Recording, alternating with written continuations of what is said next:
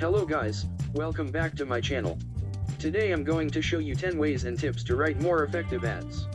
Before we get started, please hit the subscribe button, and if you like this video, please give it a thumbs up. With that being said, let's get started. What is advertising anyway? Is it something to be regarded as a work of beauty or art? Is it clever slogans or amusing prose? Is it workmanship to be judged for an award or recognition? It's none of the above. Advertising is salesmanship multiplied. Nothing more. An advertising copy, or copywriting, is salesmanship in print. The purpose of a copywriter's job is to sell. Period.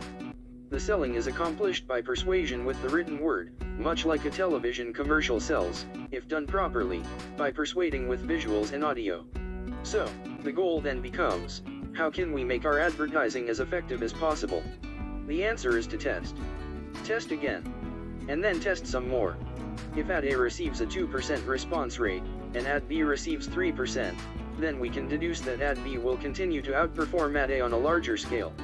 Testing takes time, however, and can be expensive if not kept in check.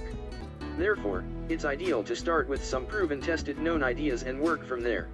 For example, if testing has shown for decades or more that targeted advertising significantly outperforms untargeted advertising, and it does, then we can start with that assumption and go from there. If we know based on test results that crafting an ad that speaks directly to an individual performs better than addressing the masses, again, it does, then it makes little sense to start testing with the assumption that it does not. This is common sense. So, it stands to reason that knowing some basic rules or techniques about writing effective copy is in order. Test results will always trump everything, but it's better to have a starting point before you test. So, this starting point is the essence of this article. The 10 tips expressed here have been generally time-tested and known to be effective. But I can't emphasize enough that when using these techniques, you should always test them before rolling out a large, and expensive, campaign. Sometimes a little tweak here or there is all that is needed to increase response rates dramatically. And with that, let's move onward. Number 1. Focus on them, not you. When a prospect reads your ad, letter, brochure, etc., the one thing he will be wondering from the start is, what's in it for me? And if your copy doesn't tell him, it'll land in the trash faster than he can read the headline or lead. A lot of advertisers make this mistake. They focus on them as a company. How long they've been in business, who their biggest customers are, how they've spent 10 years of research and millions of dollars on developing this product, blah, blah. Actually, those points are important. But they should be expressed in a way that matters to your potential customer. Remember, once he's thrown it in the garbage, the sale is lost. When writing your copy, it helps to think of it as writing a letter to an old friend. In fact, I often picture a friend of mine who most closely fits my prospect's profile. What would I say to convince this friend to try my product? How would I target my friend's objections and beliefs to help my cause? When you're writing to a friend, you'll use the pronouns I and you. When trying to convince your friend, you might say, "Look, I know you think you've tried every widget out there. But you should know that, and it goes beyond just writing in the second person.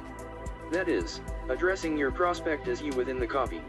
The fact of the matter is there are many successful ads that weren't written in the second person. Some are written in the first person perspective, where the writer uses I. Other times the third person is used, with she, he, and them. And even if you do write in the second person, it doesn't necessarily mean your copy is about them. For example, as a real estate agent, you can take comfort in the fact that I've sold over 10,000 homes and mastered the tricks of the trade. Although you're writing in the second person, you're really still focusing on yourself. So how can you focus on them? Glad you asked. One way is to. Number 2. Emphasize benefits, not features. What are features? They are descriptions of what qualities a product possesses. The ABC car delivers 55 miles per gallon in the city. Our ladder's frame is made from a lightweight durable steel alloy. Our glue is protected by a patent. This database has a built-in data mining system. And what are benefits? They are what those features mean to your prospects. You will save money on gas and cut down on environmental pollutants when you use our energy-saving high-performance hybrid car. Plus, you'll feel the extra oomph when you're passing cars, courtesy of the efficient electric motor, which they don't have.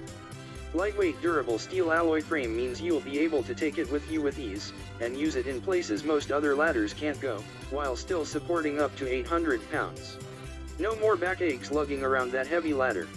And it'll last for 150 years, so you'll never need to buy another ladder again. Patent-protected glue ensures you can use it on wood, plastic, metal, ceramic, glass, and tile, without messy cleanup and without ever having to re-glue it again, guaranteed. You can instantly see the big picture hidden in your data, and pull the most arcane statistics on demand. Watch your business do a 180 in no time flat, when you instantly know why it's failing in the first place. It's all done with our built-in data mining system that's so easy to use. My 12-year-old son used it successfully right out of the box. I just made up those examples, but I think you understand my point. By the way, did you notice in the list of features where I wrote steel alloy? But in the benefits, I wrote steel alloy, with a hyphen. Not sure offhand which one is correct, but I know which one I'd use. Here's why: you are not writing to impress your English teacher or win any awards. The only award you're after is your copy beating the Control being the best-selling copy so far, so take some liberty in grammar, punctuation, and sentence structure. You want it to be read and acted upon, not read and admired. If you were selling an expensive watch, you wouldn't tell your reader that the face is 2 inches in diameter and the band is made of leather. You show him how the extra-large face will tell him the time at a glance. No sir. He won't have to squint and look foolish to everyone around him trying to read this magnificent timepiece. And how about the way he'll project success and charisma when he wears the beautiful gold watch with its handcrafted custom leather band? How his lover will find him irresistible when he's all dressed up to go out, wearing the watch. Or how the watch's status and beauty will attract the ladies.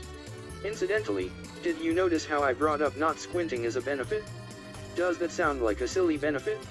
Not if you are selling to affluent baby boomers suffering from degrading vision. They probably hate it when someone they're trying to impress sees them squint in order to read something. It's all part of their inner desire, which you need to discover. And which even they may not know about. That is, until you show them a better way. The point is to address the benefits of the product, not its features. And when you do that, you are focusing on your reader and his interests, his desires. The trick is to highlight those specific benefits, and word them correctly, that push your reader's emotional hot buttons. How do you do that? Stay tuned. Number 3. Push their emotional hot buttons. This is where research really pays off. Because in order to push those buttons, you need to first know what they are. Now, where does the research pay off? Well, a good salesman knows how to ask the kinds of questions that will tell him which buttons to press on the fly. When you're writing copy, you don't have that luxury. It's therefore very important to know upfront the wants, needs, and desires of your prospects for that very reason. If you haven't done your homework, your prospect is going to decide that he'd rather keep his money than buy your product. Remember, copywriting is salesmanship in print. It's been said many times, people don't like to be sold. But they do like to buy. And they buy based on emotion first and foremost. Then they justify their decision with logic, even after they are already sold emotionally. So be sure to back up your emotional pitch with logic to nurture that justification at the end. To our next tip. Number 4. Incorporating proof and believability. When your prospect reads your ad, you want to make sure he believes any claims you make about your product or service. Because if there's any doubt in his mind, he won't bite, no matter how sweet the deal. In fact, the "too good to be true" mentality will virtually guarantee a lost sale, even if it is all true. So, what can you do to increase the perception of believability? Because after all, it's the perception you need to address up front. But of course, you also must make sure your copy is accurate and truthful. Here are some tried and tested methods that will help. If you're dealing with existing customers who already know you deliver as promised, emphasize that trust. Don't leave it up to them to figure it out. Make them stop, cock their heads, and say, "Oh, yeah. The ABC company has never done me wrong before. I can trust them." Include testimonials of satisfied customers. Be sure to put full names and locations, where possible. Remember, a.s is a lot less believable than Andy Sherman, Voorhees, New Jersey. If you can also include a picture of the customer and / or a professional title, that's even better. It doesn't matter that your testimonials aren't from somebody famous or that your prospect does not know these people personally. If you have enough compelling testimonials, and they're unbelievable, you're much better off than not including them at all. Pepper your copy with facts and research findings to support your claims. Be sure to credit all sources, even if the fact is common knowledge, because a neutral source goes a long way towards credibility. For a direct mail letter or certain space ads where the copy is in the form of a letter from a specific individual, including a picture of that person helps. But unlike traditional real estate letters and other similar ads, I'd put the picture at the end near your signature, or midway through the copy, rather than at the top where it will detract from your headline. And, if your sales letter is from a specific individual, be sure to include his credentials to establish him as an expert in his field, relating to your product or service, of course. If applicable, cite any awards or third-party reviews the product or service has received. If you've sold a lot of widgets, tell them. It's the old, 10 million people can't be wrong adage. They can be, but your prospect will likely take your side on the matter. Include a great return policy and stand by it. This is just good business policy. Many times, offering a double refund guarantee for certain products will result in higher profits. Yes, you'll dish out more refunds, but if you sell 3 times as many widgets as before, and only have to refund twice as much as before, it may be worth it, depending on your offer and return on investment. Crunch the numbers and see what makes sense. More importantly, test. Make them think, gee, they wouldn't be so generous with returns if they didn't stand behind their product. If you can swing it, adding a celebrity endorsement will always help to establish credibility. Heck, if old honest Abe Lincoln recommended your product and backs up your claims, it must be true. Okay, you get the idea. Use lift notes. These are a brief note or letter from a person of authority. Not necessarily a celebrity, although that can add credibility, too. A person of authority is someone well recognized in their field, which is related to your product, that they are qualified to talk about. Lift notes may be distributed as inserts, a separate page altogether, or even as part of the copy itself. As always, test.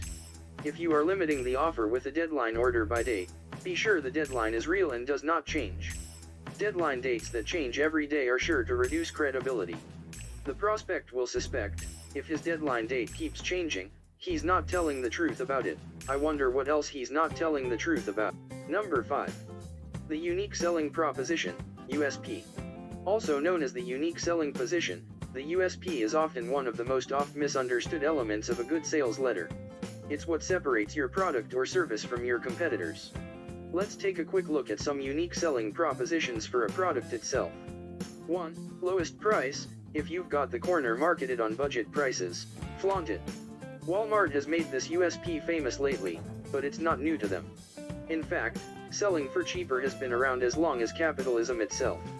Personally, I'm not crazy about price wars, because someone can always come along and sell for cheaper.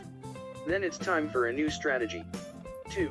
Superior quality. If it outperforms your competitor's product or is made with higher quality materials, it's a good bet that you could use this fact to your advantage.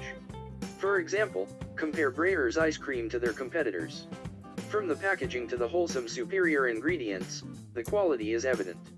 It may cost a little more than their competitor's ice cream, but for their market, it sells. 3. Superior service. If you offer superior service over your competitors, people will buy from you instead. This is especially true with certain markets that are all about service, long distance, internet service providers, cable television, etc. 4. Exclusive rights, my favorite. If you can legitimately claim that your product is protected by a patent or copyright, licensing agreement, etc., then you have a winner for exclusive rights. If you have a patent, even the President of the US must buy it from you. Okay, what if your product or service is no different than your competitors? I would disagree, because there are always differences. The trick is to turn them into a positive advantage for you. You want to put your best foot forward. So, what can we do in this scenario? One way is to present something that your company has devised internally that no other company does. Look, there's a reason why Computer Story offers to beat their competitor's price for the same product by X%. If you look closely, the two packages are never exactly the same. Company B offers a free scanner, while Company A offers a free printer. Or some other difference. They are comparing apples to oranges. So, unless you find a company with the exact same package, you won't they've seen to that, you won't be able to cash in. But what if you truly have the same widget for sale as the guy up the road? Unless your prospect knows the inner workings of both your and your competitor's product, including the manufacturing process, customer service, and everything in between, then you have a little potential creative licensing here. But you must be truthful. For example, if I tell my readers that my product is bathed in steam to ensure purity and cleanliness, like the cans and bottles in most beer manufacturing processes, it doesn't matter that Joe's beer up the road does the same thing. That fact that Joe doesn't advertise this fact makes it a USP in your prospect's eyes. Number 6. The headline. If you are going to make a single change to boost your response rate the most, focus on your headline. You do have one, don't you? Why? Because 5 times as many people read your headline than your copy. Quite simply, a headline is an ad for your ad. People won't stop their busy lives to read your copy unless you give them a good reason to do so. So, a good headline promises some news and a benefit. Perhaps you're thinking, what's this about news, you say?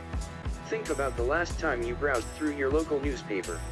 You checked out the articles, one by one, and occasionally an ad may have caught your eye. Which ads were the ones most likely to catch your eye? The ones that looked like an article, of course. The ones with the headline that promised news. The ones with fonts and type that closely resembled the fonts and type used in articles. The ones that were placed where articles were placed, as opposed to being placed on a full page of ads, for example. And the ones with the most compelling headlines that convinced you it's worth a few minutes to read the copy. The headline is that powerful and that important. I've seen many ads over the years that didn't even have a headline. And that's just silly. It's the equivalent of flushing good money spent on advertising right down the toilet. Why? Because your response can increase dramatically by not only adding a headline, but by making that headline almost impossible to resist for your target market. And those last 3 words are important. Your target markets. For example, take a look at the following headline. Announcing, new high-tech gloves protect wearer against hazardous waste. News, and a benefit. Will that headline appeal to everyone? No, and you don't care about everyone. But for someone who handles hazardous waste, they would sure appreciate knowing about this little gem. That's your target market, and it's your job to get them to read your ad. Your headline is the way you do that. The headline appearance is also very important. Make sure the type used is bold and large, and different from the type used in the copy. Generally, longer headlines tend to outpull shorter ones, even when targeting more conservative prospects. It should go without saying that when you use other successful headlines, you adapt them to your own product or service. Never copy a headline, or any other written copyrighted piece of work for that matter, word for word. Copywriters and ad agencies are notoriously famous for suing for plagiarism. And rightfully so. Number 7. The more you tell, the more you sell. The debate on using long copy versus short copy never seems to end. Usually, it is a newcomer to copywriting who seems to think that long copy is boring and, well, long. I would never read that much copy, they say. The fact of the matter is that all things being equal, long copy will outperform short copy every time. And when I say long copy, I don't mean long and boring, or long and untargeted. The person who says he would never read all that copy is making a big mistake in copywriting. He is going with his gut reaction instead of relying on test results. He is thinking that he himself is the prospect. He's not. We're never our own prospects. Remember, if your prospect is 3,000 miles away, it's not easy for him to ask you a question. You must anticipate and answer all of his questions and overcome all objections in your copy if you are to be successful. And make sure you don't throw everything you can think of under the sun in there. You only need to include as much information as you need to make the sale, and not one word more. Number 8. Right to be scanned. Your layout is very important in a sales letter, because you want your letter to look inviting, refreshing to the eyes. In short, you want your prospect to stop what he's doing and read your letter. If he sees a letter with tiny margins, no indentations, no breaks in the text, no white space, and no subheads, if he sees a page of nothing but densely packed words, do you think he'll be tempted to read it? Not likely. If you do have ample white space and generous margins, short sentences, short paragraphs, subheads, and an italicized or underlined word here and there for emphasis, it will certainly look more inviting to read. When reading your letter, some prospects will start at the beginning and read word for word, Some will read the headline and maybe the lead, then read the P.S at the end of the letter and see who the letter is from, then start from the beginning. And some folks will scan through your letter, noticing the various subheads strategically positioned by you throughout your letter, then decide if it's worth their time to read the entire thing. Some may never read the entire letter, but order anyways. You must write for all of them. Interesting and compelling long copy for the studious reader, and short paragraphs and sentences, white space, and subheads for the skimmer. Subheads are the smaller headlines sprinkled throughout your copy. The structure of AIDAs. There's a well-known structure in successful sales letters, described by the acronym AIDA. AIDA stands for attention, interest, desire, action. First, you capture your prospect's attention. This is done with your headline and lead.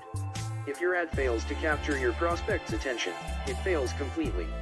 Your prospect doesn't read your stellar copy, and doesn't order your product or service. Then you want to build a strong interest in your prospect. You want him to keep reading, because if he reads, he just might buy. Next, you channel a desire. Having a targeted market for this is key, because you are not trying to create a desire where one did not already exist. You want to capitalize on an existing desire, which your prospect may or may not know he already has. And you want your prospect to experience that desire for your product or service. Finally, you present a call to action. You want him to pick up the telephone, return the reply card, attend the sales presentation, order your product, whatever. You need to ask for the sale, or response, if that's the goal. You don't want to beat around the bush at this point. If your letter and AIDA structure is sound and persuasive, here's where you present the terms of your offer and urge the prospect to act now. A lot has been written about the AIDA copywriting formula. I'd like to add one more letter to the acronym, S for satisfy. In the end, after the sale is made, you want to satisfy your prospect, who is now a customer. You want to deliver exactly what you promised, more, by the date you promised, in the manner you promised. In short, you want to give him every reason in the world to trust you the next time you sell him a back-end offer. And of course, you'd rather he doesn't return the product, although if he does, you also execute your return policy as promised. Either way, you want your customers to be satisfied. It will make you a lot more money in the long run. Last but not least, number 9. Use takeaway selling to increase the urgency. When you limit the supply of a product or service in some way, i.e., takeaway selling, basic economics dictates that the demand will rise. In other words, people will generally respond better to an offer if they believe the offer is about to become unavailable or restricted in some way. And of course, the opposite is also true. If a prospect knows your product will be around whenever he needs it, there's no need for him to act now.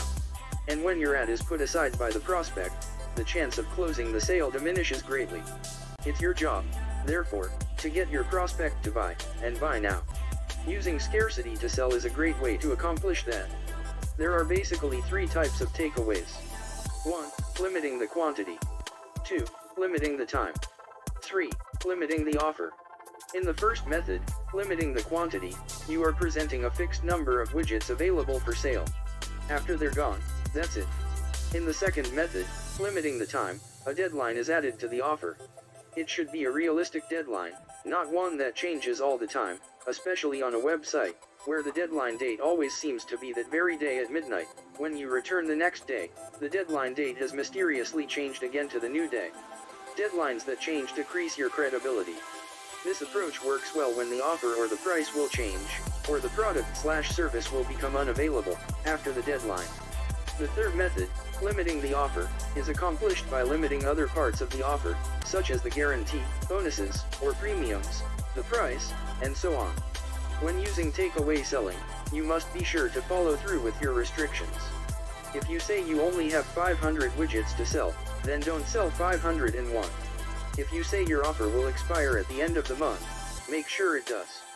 Otherwise, your credibility will take a hit. Prospects will remember the next time another offer from you makes its way into their hands. Another important thing you should do is explain the reason why the offer is being restricted. Don't just say the price will be going up in 3 weeks, but decline to tell them why. Here are some examples of good takeaway selling. Unfortunately, I can only handle so many clients.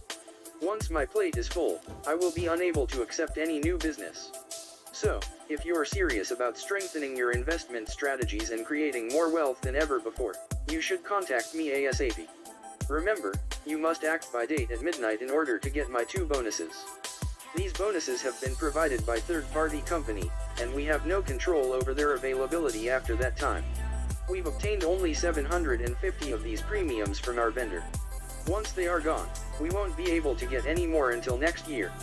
And even then we can't guarantee the price will remain the same. In fact, because of the increasing demand, it's very likely the price could double or triple by then.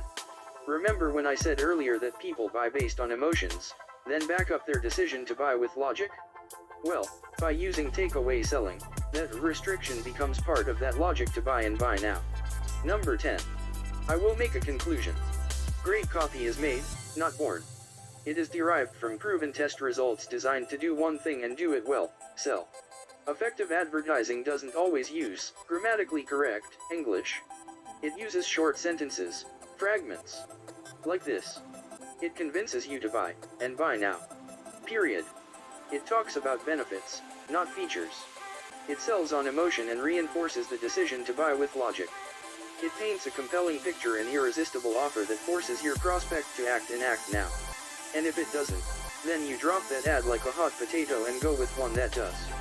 Effective persuasion is like your top salesperson, the one who continues to break all your sales records year after year on the job 24x7, multiplied by thousands or millions. Just imagine if that salesperson, the one with proven results, could be multiplied as much as you wanted. And that's the kind of proven marketing you need to employ. Please don't forget to subscribe, and if you liked this video, give it thumbs up.